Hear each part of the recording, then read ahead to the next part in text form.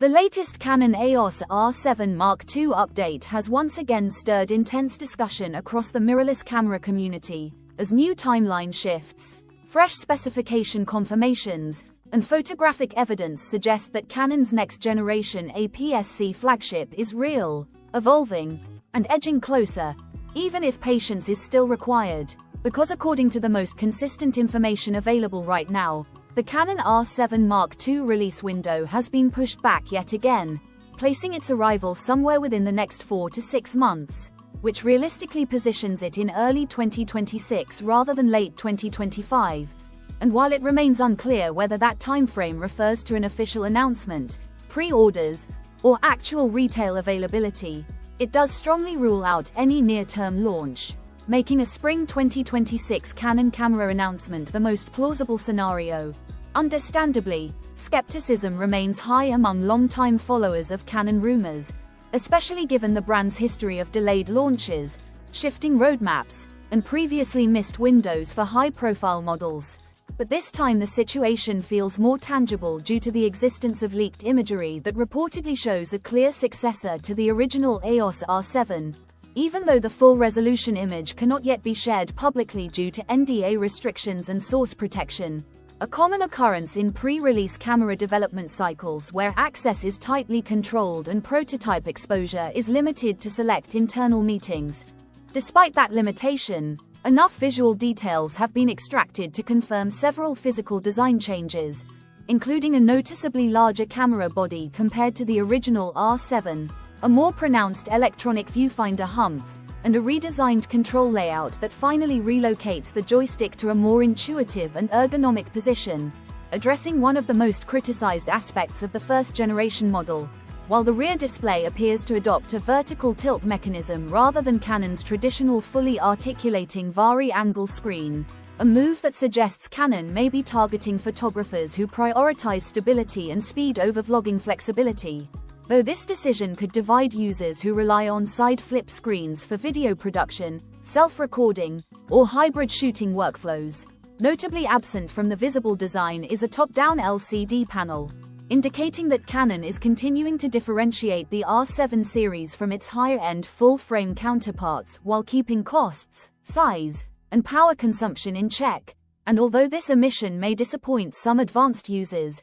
it aligns with Canon's long-standing segmentation strategy. What remains unclear from the available imagery is whether Canon has removed the mechanical shutter entirely in favor of a fully electronic shutter system, a change that has been rumored repeatedly and would have major implications for sports photography, wildlife shooting, and event work, particularly in scenarios involving flash synchronization, fast-moving subjects, and artificial lighting. And until more concrete technical documentation or additional leaks emerge, that question remains unresolved. Beyond physical design, speculation continues around internal upgrades, including a next-generation APS-C sensor, improved stacked or backside illuminated architecture, faster readout speeds to reduce rolling shutter, enhanced subject detection autofocus powered by an updated DIGIC processor or accelerator chip, and improved video capabilities with reduced crop factors, higher frame rates, and more reliable thermal performance, all of which would position the Canon EOS R7 Mark II as a serious competitor in the increasingly crowded crop sensor mirrorless market where speed, autofocus intelligence, and hybrid performance matter more than ever. However, market conditions could heavily influence Canon's final pricing strategy, as global camera buyers remain cautious due to sustained inflation, rising manufacturing costs, and higher retail prices across nearly all major brands since 2020, meaning Canon will need to strike a careful balance between innovation and affordability if the R7 Mark II is to achieve widespread adoption among enthusiasts, semi-professionals, and content creators. Despite these uncertainties, anticipation remains strong because the APS-C format continues to offer unique advantages in reach, portability, and cost efficiency, particularly for wildlife photographers, sports shooters, and travelers who value lightweight setups without sacrificing performance. And if Canon successfully refines ergonomics, autofocus accuracy, continuous shooting speed, and video functionality while maintaining competitive pricing, the EOS R7 Mark II could become one of the most compelling mirrorless camera releases of 2026, especially in a year that is expected to be far more active than the relatively quiet and delayed heavy 2025 cycle,